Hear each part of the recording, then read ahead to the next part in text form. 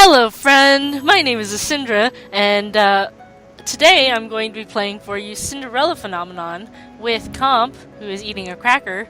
I did not think eating 3 Ritz crackers at once was a good... I misthought that. I did not plan right. And this is what happens behind the scenes of when we're recording. I end up eating shit at the wrong time. Goddamn. Okay. Princess? Remember, kids, stay hydrated and well-fed when doing long recordings. And when you're doing the long recordings, and the person whose fucking channel you're recording for presses start, don't shove 3 Ritz crackers in your mouth thinking you'll have enough time to eat them. You won't. Wise words from Comp. Parfait's voice takes me by surprise. I hadn't even noticed her entering the room again. Life lessons with Comp. Yeah. May I speak with you?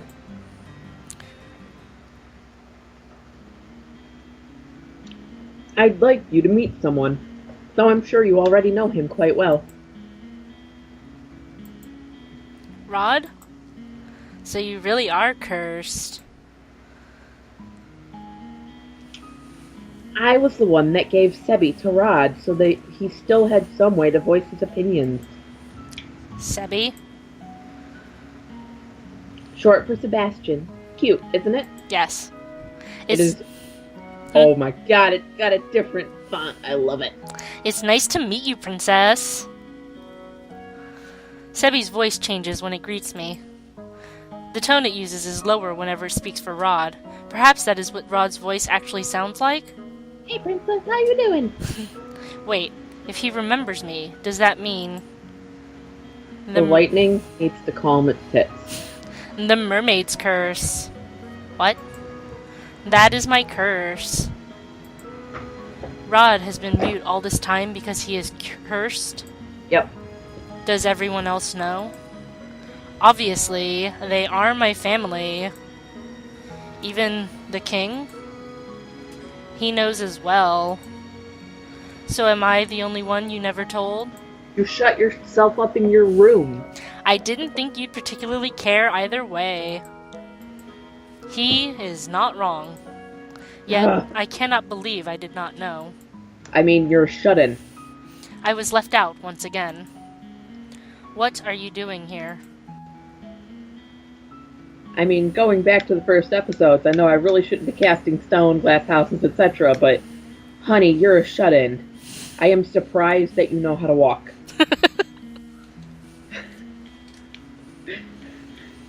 I have been trying to help Rod with his curse. That is why he comes to the Marchen from time to time. But I don't even want... Anyway, I only came here today to confirm that you were truly cursed. I wanted to see it with my own eyes. It was a big surprise when I woke up one day and you weren't in the palace. An even bigger surprise when I found out no one remembered you. It's been days since I was cursed. I wonder, how are things in the palace? Livelier, happier. Happier? I've never seen my family happier than they are now. I'd say it is a good thing you aren't a princess anymore. I'd always thought Rod didn't really care about me regardless, but this is the truth? That's what happens when you're a heinous bitch. Roll the dice? Yeah, sure. Okay, one sec. I need to... During the break, I had lined them all up. Fun fact, I am 5 dice away from getting a full set of 20 D20s. Nice. That's a 4. Which is... The top one. Okay. 1 to 10, and then 11 to 20. So this is how you truly feel? So I have to be cursed for you to open up about how you truly feel? The only reason I didn't say anything earlier was because Emmeline didn't want me to. I'm happier too now that you're gone. I don't have to pretend to like you anymore. I like him. I'm going to return to the palace now. I'm gone, and they're all happier. Your very existence has been erased in the palace. They've never known you. That doesn't mean they're happy without you. He literally just said... he literally just said that. She just asked, how is the palace? And what Parfait said would have held weight if he had been like, well, things aren't much different. It's just that you're not there. Mm-hmm. Or if he had said, well, things are quieter, or things are more dour, or it feels like there's something missing but no one can figure out what, or something like that. But he literally said things are livelier and happier. Fuck you. My family has never been happier than since you've disappeared. Like, Parfait, honey, I understand what you're trying to do, but you are explicitly lying to this chick's face. Yep. And I don't even like her. Like, don't be like that, honey. Just don't say anything. It's fine. Like, literally, it would have been like, anyway, to the business I had at hand. Mm-hmm. Like, it wouldn't have been like, he doesn't mean it. Even the king. What did I expect? Why did you bring me here? The people in the Marchen, they... I shouldn't have left you alone in there. I'm sorry. You knew how they felt about me. What have I ever done to them? Everything. I mean, you fired one girl, and I'm pretty sure they all know that you fired her for nothing at all. So, now isn't the right time to explain. Where's Delora? Delora will explain this shit, because she don't care about this girl's feeling. Yep. When will it ever be the right time? So many things have already happened to you. I need you to be patient, Cassandra. My trial is kindness, not patience. Right? Has the prince already left? Yes, he has. Princess, we'll talk about this later. For now, you must focus on breaking your curse. Did I miss something? No. See, Delora would have been like right on, like after he left, she would have been like, #welp, that's your life, honey. Mm-hmm. So are you gonna fix it? Like, right? Maybe the fairy is right. I don't think I am ready to find out how I made so many people hate me. Well, Parfait, I think it's time we got down to business. To defeat the Huns. To defeat the Huns. What should we do with her? What are you talking about now? You, of course. You've got nowhere to go, right? She is right. I think back to the days I spent on the streets and shiver. You spent a day. You spent a day. You didn't spend a week living in the gutter. You spent a day. For one of it, you mostly slept and sat in an alley. Like... At least that experience has prompted her to say this. I will do anything, so long as I don't have to go back there. The princess can stay at the Marchen with me and the rest of my boarders. I'd almost forgotten what hope felt like. But you'll have to work in exchange for a room. I celebrated too soon. What? Magic has its limitations, just like anything else. Money doesn't appear out of thin air, not even for a fairy. The Marchen doesn't attract many customers, since only the cursed and a few others can enter. I sell my potions here and there, but I have several hungry mouths to feed, and my funds are tight. I thought fairies lived in luxury. Parfait, are you broke? Ouch. Even the Ice Princess can tell. And yet you still take people in? That's always been how Parfait operates. She's good-natured to a fault. I'm told suffocating beneath my debt will be what kills me. Why don't you just leave? I assume you make enough to take care of yourself. Leave someone who's in need of help. I could never. And that, princess, is how goodness works. How Take goodness notes. works? Take notes, bitch.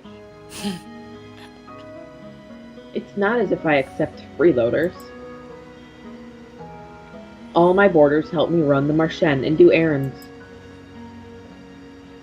The princess has never worked a day in her life. I doubt she'll be useful. If karma can be useful, anyone can. That's harsh. Poor Karama. I have yet to see karma be anything but useless. Princess, you're more than welcome to stay if you're willing to help out. It's the least you can do in exchange for a roof over your head and 3 meals a day. Oh, and shoes. Do I even have a choice? I toss and turn in bed, unable to fall asleep. The mattress is hard and the sheets are itchy, nothing at all like the bed I had in the palace. What I would give for my old bed again, for any of the comforts of home. I miss my dolls. Have Delora turn into a doll again. Right? Just like ask Delora to turn into a doll and stand creepily in the corner of the room. Yeah. Lady Parfait. Lady Parfait. I sit up immediately. Lady Parfait. What is going on? They're having a party. I leave my room to investigate. Some of the other Martian boarders, Waltz, Jurian, and Garland, are sitting on the settee, looking anxious. What's happening? Sorry, did we wake you? No, but the noises Garland was making would have woken the dead. Jurian and I found an injured man while we were doing our rounds. We brought him here. An injured man? Wait, what were you doing outside? It's almost 1 in the morning. Nothing you need to worry about. Lady Parfait and Anne Rice are tending to the man now. These people, will they just help anyone they find on the streets? What if this man is dangerous? Do you think the witches got to him? It's possible. We'll have to find out when he wakes up. The next day, Parfait reveals that the man only suffered minor head injuries. She says that she expects him to wake soon. I look at the tray of food in my hands. Anne Rice has asked me to bring it up to the stranger's room while she finishes the rest of her cooking. I would never have been asked to do this in the palace. Well, bitch, you aren't in the palace, so carry the goddamn tray. Goodness, what's that poor tray done to you to deserve that look? I must say it's odd to see the princess doing something nice for someone. What do you want? I have something to ask the man that was brought in last night. Seeing as you're being good enough to deliver breakfast, I thought I'd just tag along with you. If you're going, just bring this tray up yourself. You are not in any position to delegate your duties to me, Mrs. Syndra. Come on, our guest must be famished. Seeing no way out, I followed Delora to the spare room the man had been put in. Fuck. What is his voice? Anna. Come in. What? God, why with the close-ups? I hate it. Why? I don't like it. I don't like his scarf thing either. What the fuck? Did he just have a kilt around his shoulders? I mean... I thought the man would have been old, but to my surprise he looks young, probably in his early 20s. He seems lost in reverie as he stares at his small notebook. Good morning. Good to see you're awake and breathing. The man looks up at her when she speaks. The instant he sees us, his eyes widen. Why is he staring at us like that? Am I dead? What? I'm in heaven. Or maybe you two are angels that have fallen out of it? What? Oh my god. I see. What can a humble gentleman like myself do for you, lovely ladies? Ah, you could join me on this bed. Okay. It's very comfortable and there's plenty of room for the both of you. Literally, about 20 panels ago, we just had one saying how uncomfortable the beds are. Mm-hmm. So, don't believe him. Don't believe him, kids. I'll follow your lead on this one, princess. Princess? Ah, of course. Such a beautiful lady could only be a princess. Look at the noble way you hold up that tray.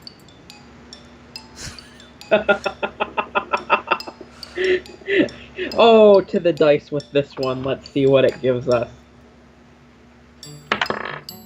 14. Stay silent. Damn. Dice, why? You don't actually throw the tray at him. You ask Delora if you can. She's like, I'm tempted to let you. Damn. Your wish is my command and my fate, my sweet princess. If you want, you can have him. I'll pass. Thanks. Oh, he's awake. Another lovely lady has entered my chambers? Oh my god. I don't think my heart can handle the perfection of 3 of you at once. Oh my god. I think I know how Casanova here got those head injuries. Some lady decided she'd had enough of his rubbish and wanted to punish him. Delora, patience. He may not even be in the right state of mind right now. He did take injuries to the head after all. The man finally stops to look just at me. He narrows his eyes and stares so hard I almost want to slap him. What? You're familiar. But no, it's impossible. Aren't you the crown princess? What are you doing here? Dun dun dun dun. If he knows, then he's... Well, he's definitely not a witch or a fairy. Can only mean one thing if he recognizes the Ice Princess. What is your name, good sir? I would answer any question you ask of me, madam, but... The man looks down at the notebook in his hand. I don't remember.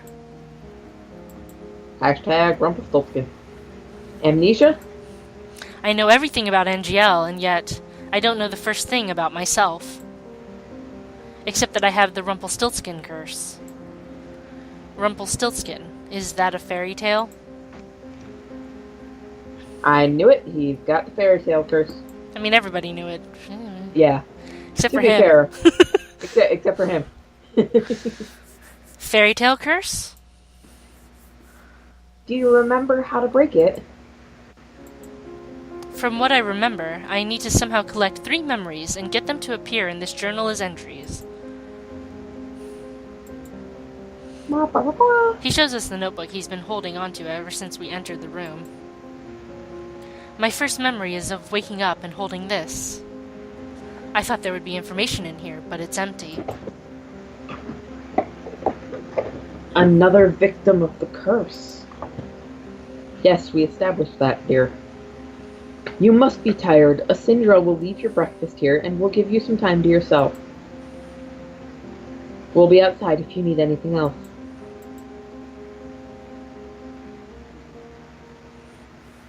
Rumpelstiltskin. Yeah. I swear to God, I did not time that. What is that fairy tale about? Delora does not do a good job of hiding her laughter. Ah. She snorts and I cross my arms, embarrassed. Mother burned the fairy tales in the palace before I got a chance to read them all. Fine, fine, I'll keep it short. Once upon a time there was a girl that was said to be able to spin straw into gold. The king found her and locked her up in a tower. He said he wouldn't let her out until she turned all of the straw in the room into gold. But the girl was just a regular human girl. She knew she would never be able to turn the straw into gold and feared that she would be locked up forever. That was when an odd little man appeared before her and offered to do the job for her if she gave him something in return. The girl gave him her necklace, and the man spent the rest of the night spinning the straw into gold. However, the girl wasn't released. The second night she was given more straw to spin, and the little man appeared once more. This time she gave him her ring. On the third night, the king ordered her to spin the straw one last time, and if she did, she would be released and made his queen. However, that night the girl had nothing left to give the little man, so they made an arrangement. Like, she wasn't even wearing shoes. That was my issue always with the story. It's like, she gave him this, and she gave him that, and then she had nothing. It's like, give him your shoes or some shit, girl. Yeah. Like, okay, I'll give you my firstborn child. Ugh. That's a little extreme, honey. You could be like, I'll give you something that I earn when I become queen. I don't know, fucking Like, something material that I don't have to care about, like my baby. yeah, like, my thing would be like, once I am out of here and I am made queen, the first jewels I receive that are not my crown are yours. Or something like that, you know? Yeah. Like, it'd just be something like that. You know, even if it's like, you know, like, okay, when I become queen, the first jewels I receive that are not my crown or my wedding ring are yours. I'll just tell my fucking husband I lost them. Yeah. Whoops. And he'll buy me more, whatever. Yeah, like whoops, I lost the necklace. I lost the necklace you gave me, honey. I need another. And, you know, Christmas will come around and I'll get another. It's not a big deal. Gotta love the lack of forethought in fairy tales. Mm-hmm. He would spin the straw into gold for her as long as she gave him her first child. I personally never understood why the girl would want to marry the king in the first place. Well, she wouldn't be poor. Yeah. It's a different time back then. Yeah, it was a different time back then. I mean, personally, I'm assuming she probably had, like, a poor family, so it'd be like, hey, I can be queen and I can send money home. Not only that, but didn't they, like, threaten her family's life? Yeah, I think they did in the original one. It was like, you know, you have to come with us or we'll fuck up your family. And she's like, okay, I'll come with you. Please don't fuck up my family. Yeah. And then she gets there and it's like, here, spin the straw into gold. I can't fucking do that. Yeah. Like, she's just in an entirely poor situation all around. Yeah. So, hush, I'm trying to tell a story here. Years passed, and the queen finally gave birth to her first child. Not too many years, though. Probably, like, 2. Yeah. Because they didn't have condoms. Yeah, depending on how fertile she was, too, it could only be, like, maybe 8 years. Mm-hmm. You know? That night, the odd little man returned and demanded his due, but the queen didn't want to give up her child. The man then said that he wouldn't take the child if the queen was able to guess his name in 3 days. The man's name was Rumpelstiltskin. Did she guess it? Oh yeah, the night before her time was officially up, the queen was drawn to the forest by the sound of a little voice. She saw the little man celebrating his upcoming victory, singing about how nobody had or ever would guess his name, which was Rumpelstiltskin. He does not sound particularly smart. I mean, he asked for a baby. Mm-hmm. So agrees the general So agrees the general populace. I think there might be more than chai tea in this thing. Get drunk on whatever you're drinking. Get drunk on something, but it works. It's in a giant wine glass. But sometimes I wonder how Hans was able to come up with such tall tales. Hans Gruber. Well, the Marchand is opening soon. I expect another busy day. Especially busy for you, Asindra. You need to start coming up with good deeds. Carrying a tray doesn't count. Yep. So next time, we will... I like how they call him the amnesiac Casanova. Next time, we will continue on Ow and see if Asindra learns any ounce of kindness at all. My vote is no. Unlikely. I hold absolutely no hope for this girl. Yep. So, thank you for watching. Comp, do you have anything left to say? Ah! So, I love you. Bye-bye. Bye.